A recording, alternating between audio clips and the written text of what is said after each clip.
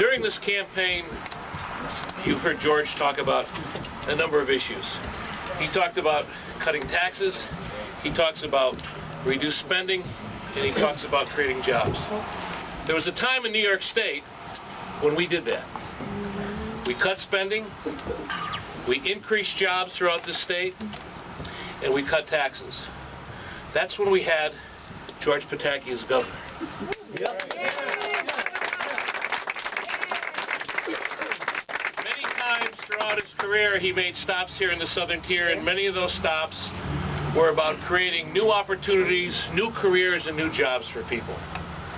We have not had that in a governor in quite some time. He is here today on a different mission, but I'm going to let him share why he is here. Why don't you all join me in giving a big round of applause for one of our great governors, George Pataki.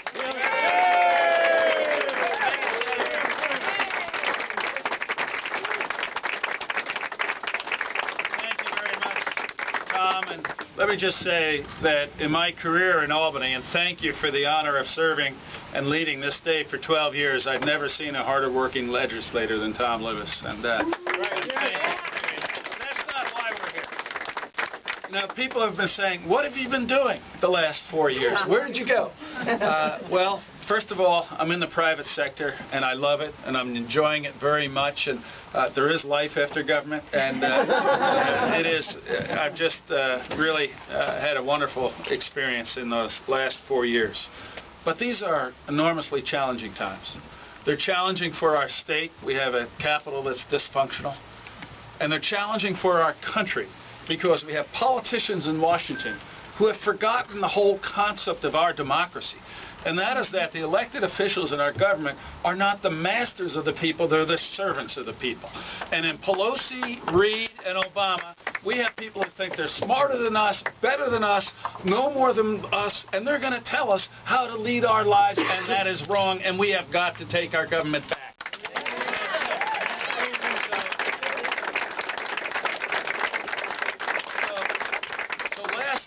We created a new organization, Revere America, and it's modeled after Paul Revere. Because as you all know, when our freedom was in danger 235 years ago, he went on his midnight ride to awaken patriots to the fact that our freedom was in danger.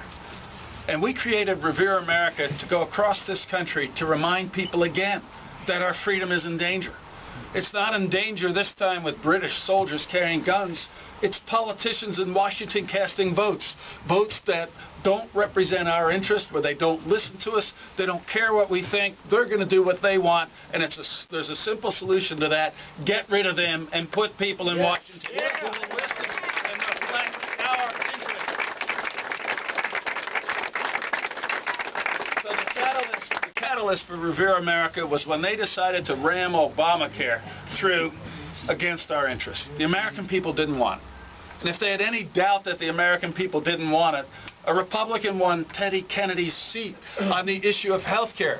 And everybody thought, well, now they understand they'll have to sit down and work with the other party and do something bipartisan. They didn't care. As Rahm Emanuel said, we got the votes. They had the votes, they knew the people didn't want it, and they did it anyway.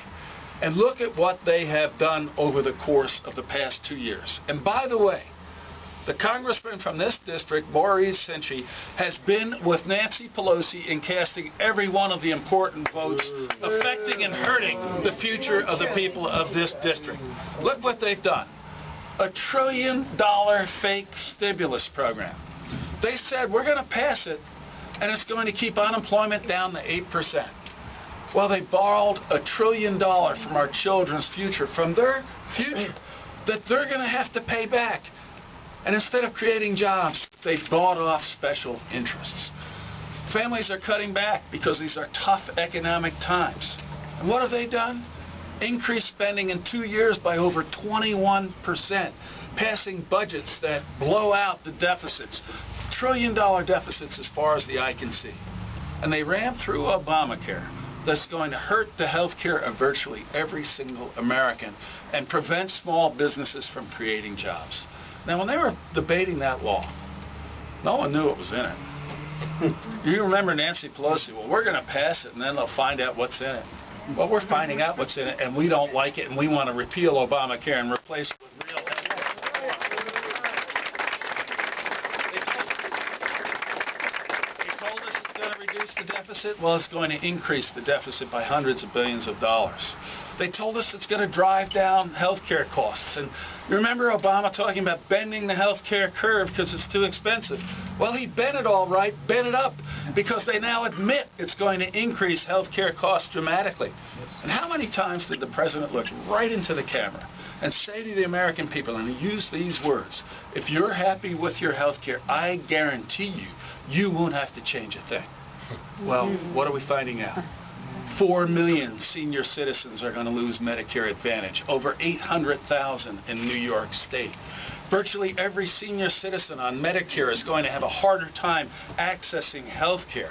Millions of people covered by private insurance are having their policies dropped, and they're being forced into government programs. Hundreds of thousands of retirees seeing their coverage being dropped, and companies saying we can't afford to provide this coverage anymore. What we were told is untrue, and we need to repeal and replace Obamacare with good health care reforms. And let me tell you how you do that.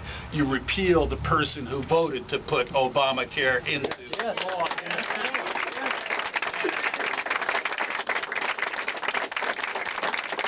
So we've traveled. Revere America has crisscrossed this country. We now have almost 900,000 Americans who've signed our petition to repeal and replace Obamacare. And by the way, go on our website, revereamerica.org. You can click on and help us to repeal this law. And we are now going around the country telling the voters in districts who is on their side. Let me tell you something, that here in Broome County, here in the Southern Tier, and from Ithaca to Poughkeepsie, we want the people to know that the person who would best represent their interest is George Phillips in the 20th century.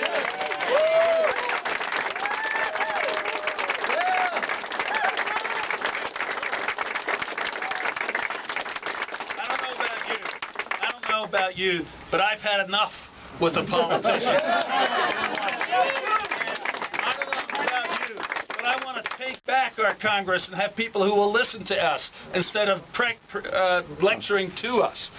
And I want someone who has devoted his life to helping young people as a teacher, who hasn't been in public office before, but just as so many others in this country's time of need have answered the call when we needed new people in public office. George Phillips has answered the call, and it's our burden, it's our effort, it's our obligation to make sure he is the next congressman from the Southern Tier.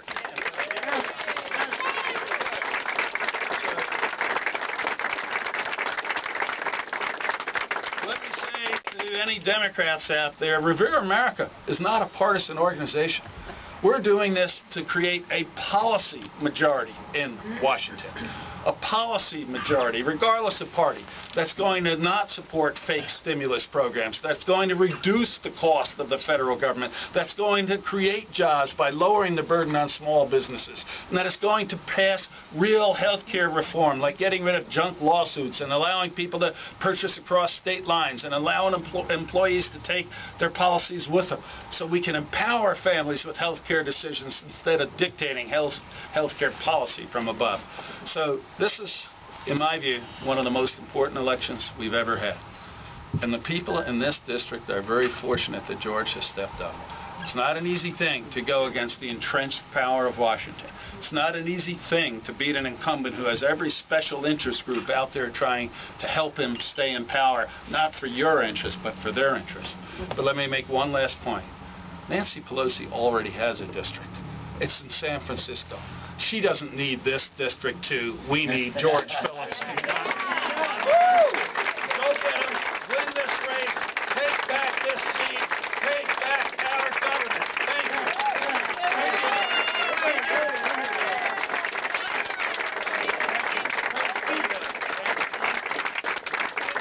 Senator, I can't thank thank you enough for the leadership you've shown for Broome County, for the Southern Tier, for Albany, for so many years. I know how hard you're working. I know how much you've helped me. You believed in us when no one else did. You helped get this campaign off the ground. We wouldn't be here on the brink of victory without you, and so many other candidates could say that same thing across the state. Thank you for your friendship. Thank you for the support.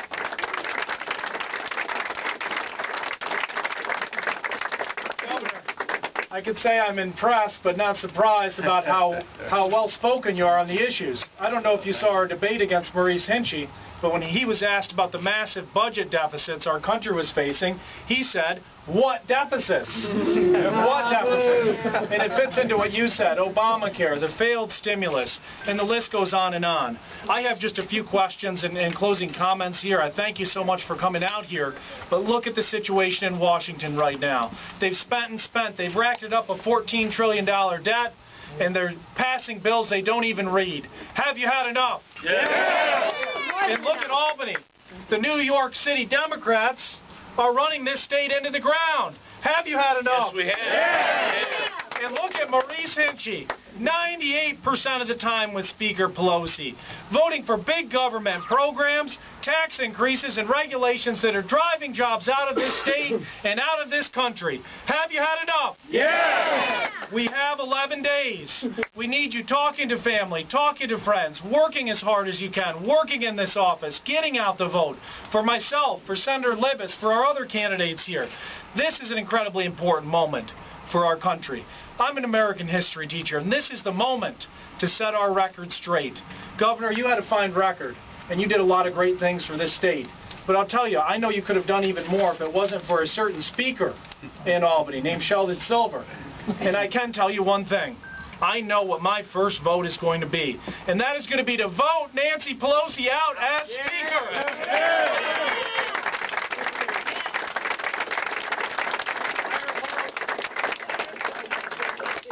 And I applaud the governor for continuing his public service, but this election is so much more than about Senator Libous or myself or other candidates. This is about the future of our country. This is about the future of our state. This is the moment. This is one of the most critical elections that we've faced in our lifetime. I ask for your support these next 11 days. Please give everything you can for us. Talk to neighbors, talk to friends. Let's get out the vote, and let's send Maurice Hinchey into a long overdue retirement.